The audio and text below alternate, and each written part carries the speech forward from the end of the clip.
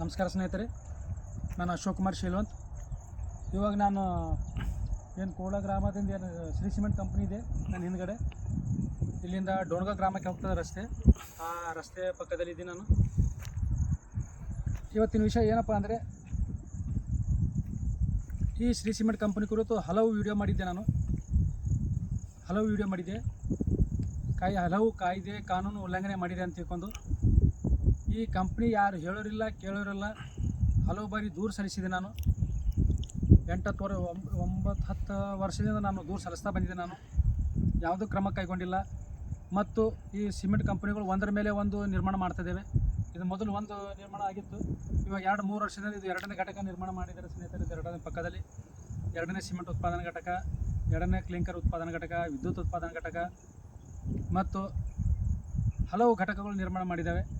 ಯಾರು ಹೇಳೋರಿಲ್ಲ ಕೇಳೋರಿಲ್ಲ. ಇದು ಯಾವುದೂ ಪರ್ಮಿಷನ್ ಇಲ್ಲ, ಈಗ ಯಾವುದೂ ಪರ್ಮಿಷನ್ ಇಲ್ಲ. ಇದು ಕೋಡ್ಲಾ ಗ್ರಾಮ ಪಂಚಾಯತ್ ವ್ಯಾಪ್ತಿಯಲ್ಲಿ ಬರ್ತದೆ. ಪ್ರಾರಂಭದಲ್ಲಿ ಕೋಡ್ಲಾ ಗ್ರಾಮ ಪಂಚಾಯತ್ ವ್ಯಾಪ್ತಿಯಲ್ಲಿ ಬರ್ತಿತ್ತು. ಇವಾಗ ಬೆನಕಳ್ಳಿ ಗ್ರಾಮ ಪಂಚಾಯತ್ ವ್ಯಾಪ್ತಿಯಲ್ಲಿ ಪ್ಲಾಂಟ್ ಬರ್ತದೆ ಮತ್ತು ಮೈನ್ಸ್ ಅಂತ ಕೋಡ್ಲಾ ಗ್ರಾಮ ಪಂಚಾಯತ್ ವ್ಯಾಪ್ತಿಯಲ್ಲಿ ಬರ್ತದೆ. ಇದು ಯಾವುದೇ CSR ಚಟುವಟಿಕೆಗಳು ಕ್ರಮ ಕೈಗೊಂಡಿಲ್ಲ ಸ್ನೇಹಿತರೆ.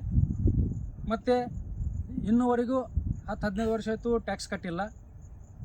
ಮತ್ತು ಈ ಕಂಪ್ನಿದು ಒಂದು ಘಟಕ ಹೋಗಿ 2 ಘಟಕ ಆಯಿತು, ಅದು ಪರ್ಮಿಷನ್ ಇಲ್ಲ.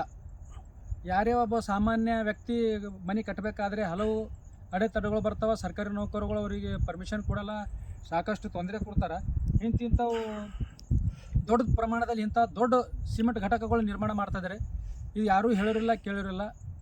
ಇದು ಡಾಕ್ಟರ್ ಶರಣಪ್ರಕಾಶ್ ಪಾಟೀಲ್ ಅವರು ಏನು ಮಾಡ್ತಾಯಿದ್ದಾರೆ, ಇದರಿಂದ ಹಲವು ಶ್ರೀ ಸಿಮೆಂಟ್ ಕಂಪನಿ ಹಲವು ಕಾಯ್ದೆ ಕಾನೂನು ಉಲ್ಲಂಘನೆ ಮಾಡ್ತಾಯಿದ್ರು ಕೂಡ ಅವ್ರಿಗೆ ನಾನು ದೂರು ಸಲ್ಲಿಸ್ತಾ ಇದ್ದರೂ ಕೂಡ ಅವ್ರು ಇನ್ನೊವರೆಗೆ ಯಾವುದೂ ಕ್ರಮ ಕೈಗೊಂಡಿಲ್ಲ.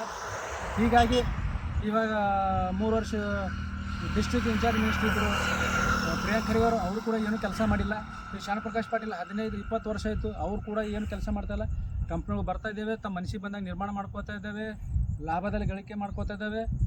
ಆದರೆ ಇಲ್ಲಿ ಜನರ ಜೊತೆ ಸೇರ್ತಾ ಇಲ್ಲ ಮತ್ತು ರೈತರಿಗೆ ಏನು ಅವರು ಉದ್ಯೋಗ ಕೊಡ್ತಾ ಇಲ್ಲ, ಅವ್ರ ಕವಳೆ ಕಾಸಿನ ಕಿಮ್ಮತ್ತು ಕೊಡ್ತಾ ಇಲ್ಲ, ಅವ್ರ ಮಕ್ಕಳಿಗೆ ಉದ್ಯೋಗ ಕೊಡ್ತಾ ಇಲ್ಲ.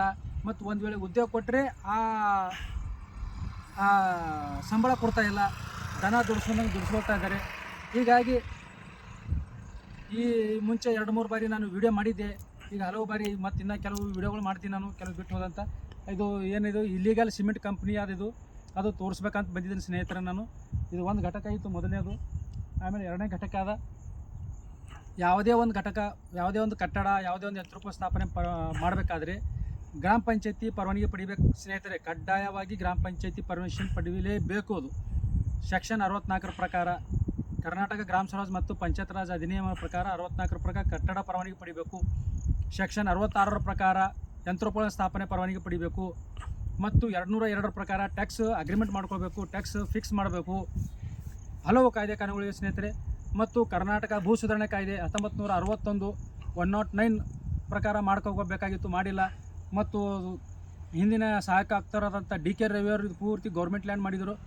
ಆ ಪೂರ್ತಿ ಗೌರ್ಮೆಂಟ್ ಲ್ಯಾಂಡ್ ಎಣ್ಣೆ ಮಾಡ್ಕೊಳ್ಬೇಕಾಗಿತ್ತು, ಎಣ್ಣೆ ಇಲ್ಲದೆ ಇದು ಮಾಡಿದ್ದಾರೆ, ಕಟ್ಟಡ ಮಾಡ್ತಾಯಿದ್ದಾರೆ. ಅದು ಎಣ್ಣೆ ಸಲುವಾಗಿ ಅದು ಅನೇಕ ಸರ್ಕಾರಕ್ಕೆ ಪತ್ರವ್ಯವಹಾರ ಮಾಡಿದ್ರು ಕೂಡ ಇನ್ನವರೆಗೂ ಅದ್ರದ್ದು ಉತ್ತರ ಬಂದಿಲ್ಲ.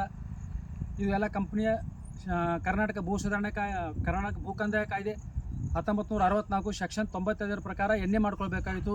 ಈ ಕಂಪ್ನಿದು ಇನ್ನವರೆಗೂ ಯಾವುದೂ ಎಣ್ಣೆ ಇಲ್ಲ. ಹೀಗಾಗಿ ಇದು 240 ಎಕರೆ ಕೋಡ್ಲಾ ಜಮೀನು ಬರ್ತದೆ ಸ್ನೇಹಿತರೆ. ಅದು ಕೂಡ ಸರ್ಕಾರಿ ಜಮೀನು, ಅದು ಕೂಡ ಕಬ್ಜಾ ಮಾಡ್ಕೊಂಡಿದ್ದಾರೆ, ಅದರಲ್ಲೇ ಮೈನ್ಸ್ ಮಾಡ್ತಾಯಿದ್ದಾರೆ.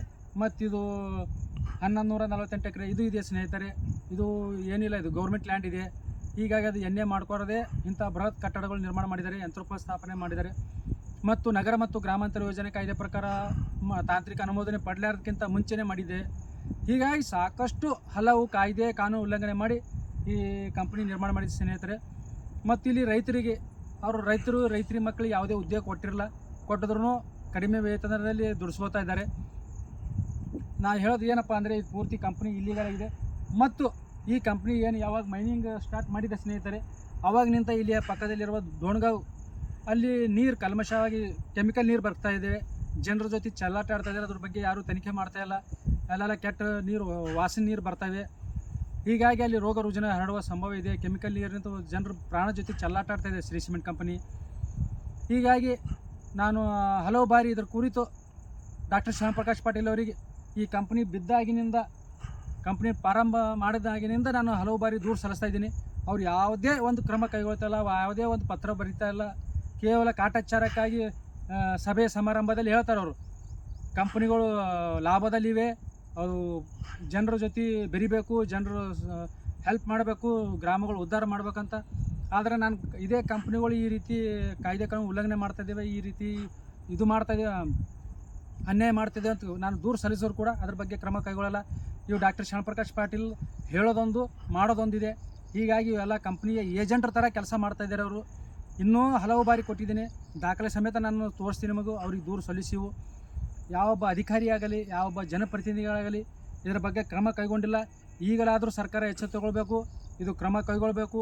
ಕೂಡಲೇ ಇದು ಏನು ಶ್ರೀ ಸಿಮೆಂಟ್ ಕಂಪ್ನಿ ಅದ ಒಡೆದು ಹಾಕಬೇಕು. ಒಂದು ವೇಳೆ ಒಡೆದು ಹಾಕಲಿಲ್ಲ ಅಂದರೆ ಅದ್ರ ಏನು ಮೂಲ ಬಂಡವಾಳ ಅದ ಅದ್ರ 3 ಪಟ್ಟು. ಅಂದರೆ ಇದು ಮೊದಲನೇ ಘಟಕದ ಒಂದು 2,000, ಈಗಿನ ಘಟಕದ ಎರಡನೇ ಘಟಕದ 2,000 ಅಂದ್ರೆ 4,000 ಅಂದ್ರೆ 4 3 12,000 ಕೋಟಿ ಆಗ್ತದೆ ಸ್ನೇಹಿತರೆ. ಒಂದು ವೇಳೆ 12,000 ಕೋಟಿ ಇವ್ರು ಕಟ್ಟಿದ್ರೆ ಬಿಟ್ಟು ಬಿಡ್ರಿ, ಇಲ್ಲಾಂದ್ರೆ ಇವ್ರು 12,000 ಕೋಟಿ ದಂಡ ವಸೂಲಿ ಮಾಡಬೇಕು. ಮತ್ತು ಇವ್ರಿಗೆ ಏನದ ಕರ್ನಾಟಕ ಭೂ ಕಂದಾಯ ಕಾಯ್ದೆ 1964 ಸೆಕ್ಷನ್ 96 ಪ್ರಕಾರ ಭೂ ಕಂದಾಯ ಬಾಕಿ ಅಂತ ವಸೂಲಿ ಮಾಡಿ ಇದು ಏನು ಕಂಪ್ನಿ ಹೊಡಿಲಕ್ಕೆ ತಗೊಳ್ಳೋ ವೆಚ್ಚ ಅವ್ರ ವಸೂಲಿ ಮಾಡ್ಬೇಕಂತ ನಾನು ಈ ವಿಡಿಯೋ ಮೂಲಕ ಕೇಳ್ಕೊತೀನಿ ಸ್ನೇಹಿತರೆ. ಅಲ್ಲಿವರೆಗೂ ಜೈ ಭೀಮ್, ನಮೋ ಬುದ್ಧಾಯ.